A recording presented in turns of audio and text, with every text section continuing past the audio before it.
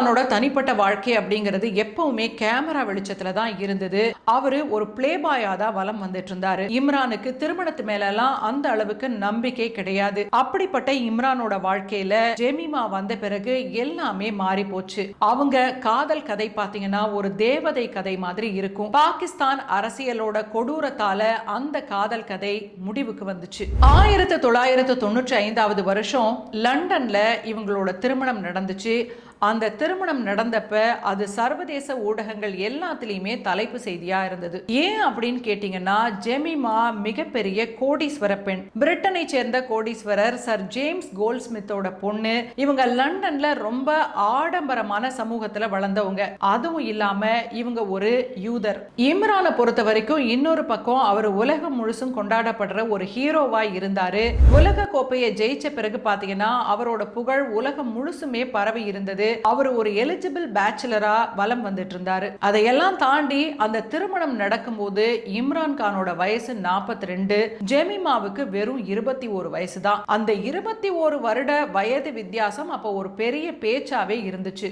ஏற்கனவே சொன்ன மாதிரி ஜெமிமா ஒரு யூத குடும்பத்தை சேர்ந்தவங்க. ஆனா இம்ரான் கானுக்காக அவங்க இஸ்லாம் மதத்துக்கு மாறினாங்க. தன்னோட பேரை ஜெமிமா கான் அப்படின்னு மாத்திக்கிட்டாங்க. லண்டன்ல இருக்க சொகுசு வாழ்க்கை, கிளப், இன்னும் ஆடம்பரமான எல்லா வசதிகளையும் விட்டுட்டு அவங்க பாகிஸ்தானுக்கு வந்தாங்க. லண்டன்ல எப்படி உடை உடுத்துவாங்க அப்படின்றது எல்லாருக்குமே நல்லா தெரியும். ஆனா ஜெமிமா அதையெல்லாம் விட்டுட்டு ஒரு இஸ்லாமிய பெண் மாதிரி சல்வார் கமீஸ் அணிந்து இம்ரான் கானுக்கு ஏற்ற மனைவியாவே மாறினாங்க. அதுக்கு காரணம் அவங்களோட காதல். ஒரு சராசரி பாகிஸ்தான் மருமகளா ஜெமிமா வாழ்ந்துகிட்டு இருக்காங்க.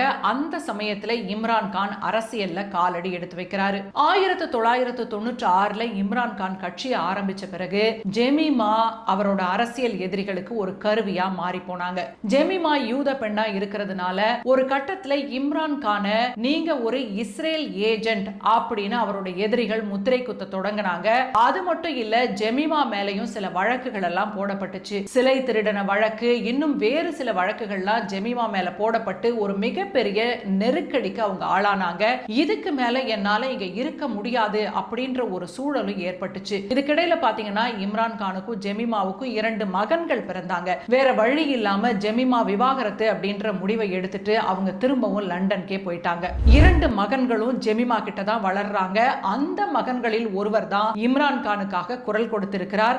இன்னைக்கும் இம்ரான் கானுக்காக தொடர்ந்து குரல் கொடுத்து கொண்டிருப்பது ஜெமிமா தான். My father Imran Khan has been imprisoned for nearly 1000 days. அந்த அளவுக்கு அவங்க காதல் அப்படிங்கிறது ரொம்பவே வலிமையானது. இன்னைக்கும் இம்ரான் கானை உண்மையிலேயே காதலித்துக் கொண்டிருப்பது அப்படின்னா ஜெமிமா தான்.